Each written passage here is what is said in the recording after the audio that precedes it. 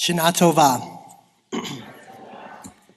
When I left Cincinnati to begin rabbinical school, I spent my first year of rabbinical studies at the Hebrew Union College's Jerusalem campus. I still remember walking into that beautiful sanctuary for the first time.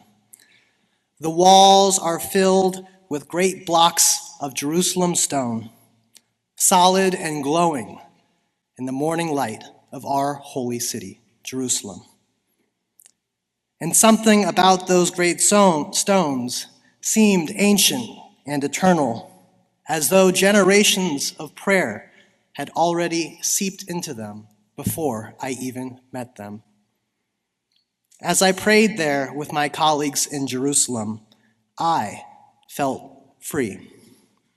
Free to let my voice rise along with my classmates, free to be a part of something bigger than myself, free to belong. But even as my soul opened in prayer, I knew not every person around shared that same privilege. Some of our Arab-Israeli campus mates who were learning Hebrew for the first time in classrooms next to mine carried struggles I could never fully understand. I remember fondly back to my year in Israel, studying Torah and the Palestinian groundskeeper whose family has tended the gardens of Hebrew Union College for years. This man's name in Arabic means peace. I am in awe of the calm, kind, and sweet Palestinian man whose family still tends the Hebrew Union College's campus in Jerusalem. He is the very same kind-hearted man who even managed the campus's Beit Cafe, or coffee house, when Rabbi Weitzman was on the Jerusalem campus. Living and studying in Jerusalem, I noticed a change in my prayers, realizing that not everyone in Israeli society was treated equally, pressed deeply on my Jewish soul. This spiritual and moral tension complicated my prayers and my very sense of who I was. My concern for all people's human rights and a need to be genuine with my prayer taught me that freedom is not something that all of my neighbors know equally. This awareness of inequality only deepened and did not diminish my prayers. The pressing need for cultural and religious equality in Israel made my Hebrew prayers feel all the more urgent. Here in Albany, we don't have walls made of Jerusalem stone, but we do have something just as strong. Our stones are the people who are sitting here and on Zoom this evening. The people who have been here, a fixture of our congregation. These are the stones of memories shared, connections made, and generations of Jewish community in America that hold each other up. Each of us is a building block in this holy community. Together, we form a sanctuary that can hold our joys, our burdens, our laughter, and our tears. And tonight, on this Erev Rosh Hashanah 5786, we bring it all with each and every one of us. Our fears, our griefs, our uncertainty. And by virtue of being here at Temple, we know we are not alone.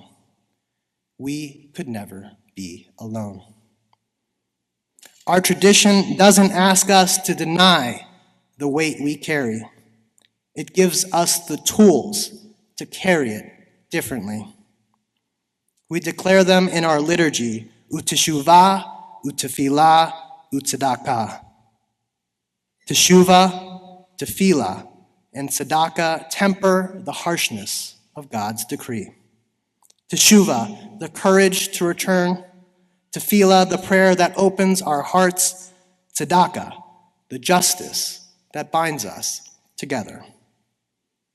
These are not abstract Hebrew ideals. They are daily practices, and they are embodied by the people sitting here and online today. These Hebrew ideals are how we will transform fear into freedom, uncertainty into strength, grief into hope. What prayer can we whisper? What song can we sing that will shift our hearts? What act of kindness, even as small as a phone call, can shape the year ahead? I remember back to my year in Israel, studying Torah and singing proudly. But I also remember the Palestinian groundskeeper who quietly tended to the gardens and fountains of our beautiful campus. His name in Arabic, Salim, is just like our word shalom, meaning peace.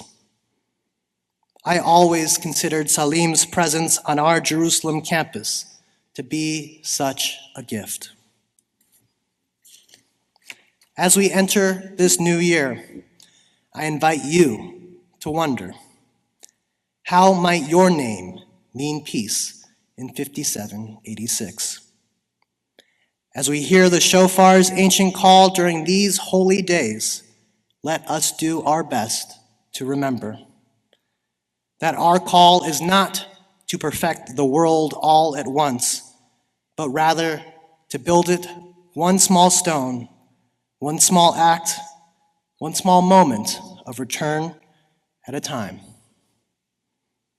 For if apples and honey can teach us anything, it's that even the smallest taste of hope can linger, reminding us that joy is possible even in uncertain times, so that this holy season may bring us closer to change, closer to community, and closer to true freedom.